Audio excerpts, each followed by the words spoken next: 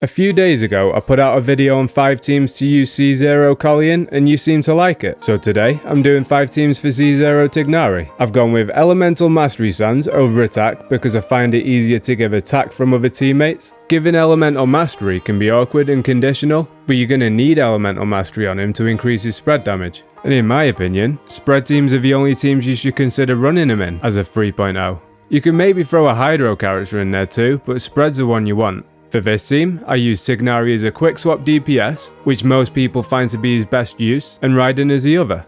Raiden's important too because she's going to charge Dendro MC's burst up because it costs 80 energy. Cookie's running 4-piece tenacity to give attack, Raiden's skill is going to increase burst damage, and Dendro MC's holding 4-piece deepwood to reduce the enemy's resistance to Dendro.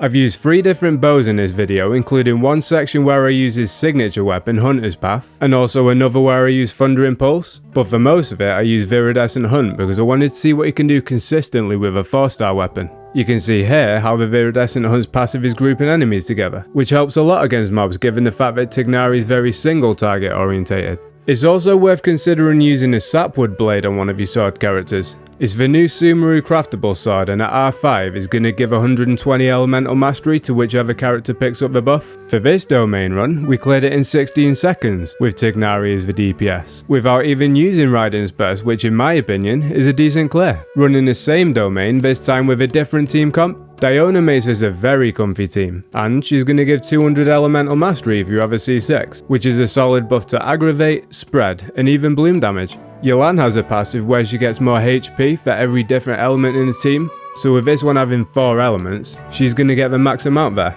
Raiden and Tighnari juggle DPS responsibilities here again, but both teams are just as effective as each other in my opinion.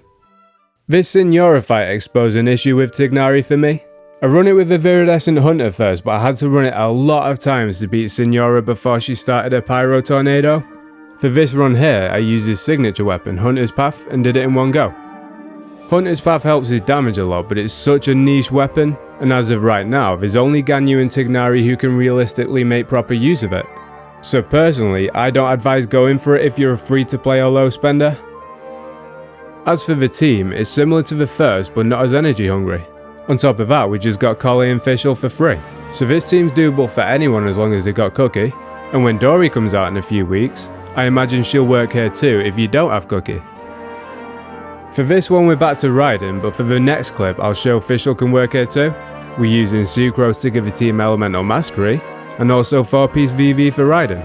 And for the last slot I've used Zhongli because he's universal.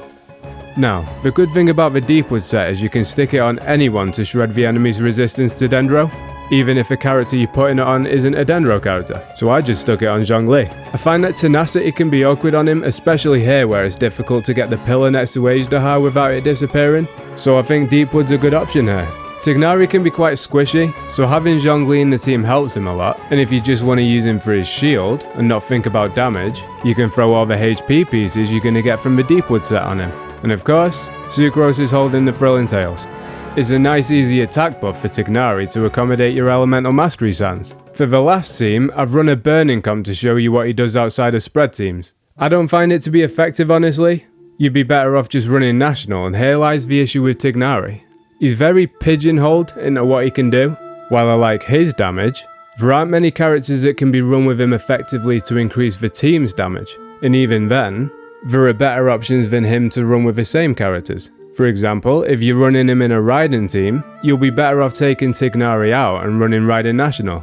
If you're running Fischl, you'll be better off with Sucrose Taser. I've seen some content creators try and run him in the Abyss, sacrificing a healer to increase the team's damage output. And while they scraped it by the skin of their balls, look at the team's health. You might as well call this the Bon Jovi team because he's living on a fucking prayer.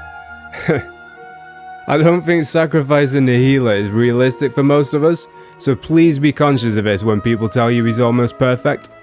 Putting this aside, I think they messed up with Collie honestly. She could have been a support for Tighnari with a passive that buffs charged attack damage on bows. In my opinion, this would have been perfect for him, and I don't think it would have been broken for Ganyu, because Cryo and Dendro don't react with each other as of right now. I do want to end on an optimistic note though. Firstly, Dendro's just come out. All the Archons in the game were meta when they first came out, most still are, and we haven't got the Dendro Archon yet. I don't know what a kit's gonna be, but I guarantee it'll improve Tighnari's viability. We also don't have a Dendro healer. When we get one, we can run Vem, a third character for Electro application, and then use the last slot purely as a flex for whoever we want to increase the team's damage output.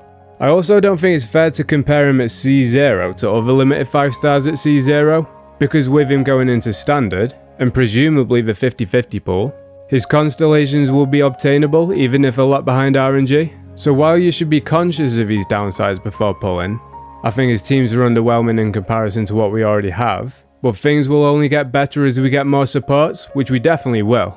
At the end of the day, it's a video game. The only right way to play is to have fun, so if you have fun playing him like I did, you've already won.